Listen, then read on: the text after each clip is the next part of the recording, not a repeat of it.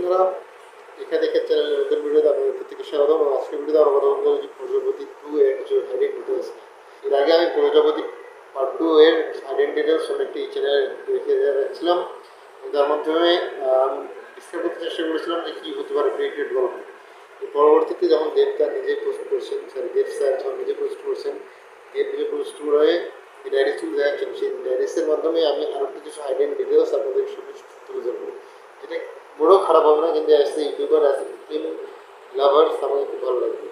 এর জন্য শুরু করা যায়। ভিডিওটি যদি ভালো লাগে তাহলে লাইক কমেন্ট করে বন্ধুদের মাঝে শেয়ার করে দিন, এবং শেয়ার করার মাধ্যমে মানুষকে জানিয়ে দিন না যে এই সিনেমাটাকে সিনেমা হলে বাইরে দেখতে হবে, সিনেমা হলে গিয়ে সিনেমাটা দেখতে হবে, এরকম মনোভাব তৈরি করে দিন। চলুন, নমস্কার বন্ধুরা, আবারও শুরু করি। প্রথম কথা, আগের ভিডিওটি যারা দেখেননি তাদের জন্য আমি এই ভিডিওর ডিসক্রিপশনে ভিডিওর লিঙ্ক একটা দিয়েছি রাখবো, যেখানে আপনি পুরো বিষয়টাকে আমি ডিসক্রাইব করেছিলাম। আজকের ভিডিওটিতে সেই জায়গার পরবর্তীতে যে ডায়েরি ফটোসগুলো দেখানো হচ্ছে, প্রজাপতি 2 এর লন্ডনে শুটিং হচ্ছে, সেই ফটোসগুলোকে আজকে আমি ডিসক্রাইব করব। ফার্স্ট অফ অল, একটা জিনিস লক্ষ্য করার মতো যে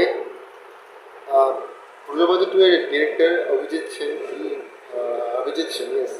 সো উচ্চারণটা আসলে একটু উল্টোপাল্টা হতে পারে, প্লিজ কাইন্ডলি ম্যানেজ করুন। প্রথম কথা, অভিজিৎ সেনের যে এটা থার্ড মুভি, সেটা কিন্তু প্রজাপতি 2, এবং এখানে মিঠুন চক্রবর্তী থাকতে চলেছেন, দেব থাকতে চলেছেন, কিন্তু নায়িকা হিসেবে থাকতে চলেছেন। এইটা এখন পর্যন্ত ক্লিয়ার আমি নই। আপনারা ক্লিয়ার করুন, যদি হন তাহলে অবশ্যই অবশ্যই জানিয়ে। এখন বিষয় হচ্ছে দেব প্রজাপতির দেব মুভি মানে প্রজাপতির প্রমোশন অন্য লেভেলে হবে। এবার যেরকমটা আমি আগের ভিডিওতে একটু বলেছিলাম যে এই বছরের পূজায়, দুর্গাপূজার মধ্যে দশমীতে আসতে চলেছে রঘুরাঘাত, এবং 14 আগস্ট ধূমকেতু আসবে, সেটা সবাই জানে। মাঝখানে এই তিনটে মুভি যে কত কোটি টাকার ব্যবসা করবে সেটা 100 crores উপর। দেখে তারা অলরেডি প্রেডিক্ট করছে যে এবার 100 কোটি রুপি ইনকাম করা কোনো কঠিন কাজ নয়। এই মুভিটা কেন বেশি স্পেশাল ফর ক্রিসমাস অথবা বড়দিন, যেটা বাংলাতে বলে বড়দিন।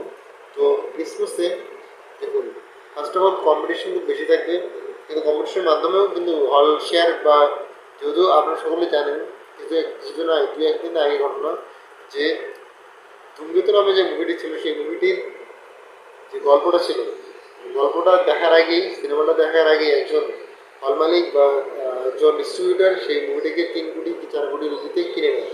তার মানে মুভিটার বাজেট যেমনই হোক না কেন, মানুষ দেখার জন্য পাগল। যার কারণে আজকে প্রজাপতির মতো একটা মুভি হিট কেন হয়েছিল সেটা তো সবাই জানে। একের পর এক প্রচেষ্টা, একের পর এক প্রচেষ্টা, দেব ইঞ্জিনিয়ার্সের প্রচেষ্টার ফল সেই প্রজাপতি, যেটা 26 কি 10 সেটা দেখার বিষয় নয়।